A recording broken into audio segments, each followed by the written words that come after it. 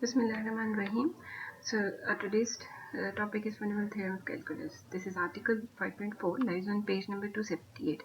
We've already done 5.1, 5.2 and 5.3. So before jumping into the actual theorem, fundamental theorem of calculus, we have a theorem, mean value theorem for definite integrals.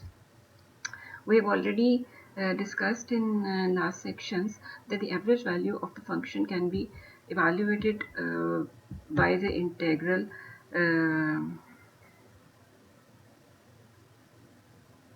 of the function from a to b divided by the length of the interval b minus a. Now, the mean value theorem tells us if f is continuous in closed interval ab, then at some point c in ab, function attains its average value. So let's prove the theorem. This is the result used to prove the theorem, and this result states that the average value of the function lies between minimum value of the function and the maximum value of the function. So it can be minimum value as well and maximum value as well. That is why you can see a sign of equality here too. So using this result that the average value lies between minimum value of the function and maximum value of the function, and function is continuous. So the intermediate value theorem, in last semester we learned that f must assume every value between minimum value and maximum value. So it must therefore assume this average value, because this average value lies between minimum value and a maximum value in closed interval AB. So this proves the theorem. Now the next remark, you may say this is the remark, and this is very important to remember. The continuity of f is important in this case. It is possible for a discontinuous function to never equal its average value, and there is an example shown in figure 5.17. The function is discontinuous because it is defined in the interval 0, 1 as 0, and its value in the interval 1, 2 is 1, and f of 1 is 0, and its left hand limit as x approaches to 1 is 0, and its right hand limit as x approaches to 1 is 1. So function is discontinuous at x is equal to 1, and its average value is 1 by 2.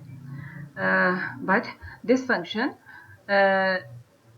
never assume its average value. So the continuity, the condition of continuity is a must in order to use this theorem in applications if required.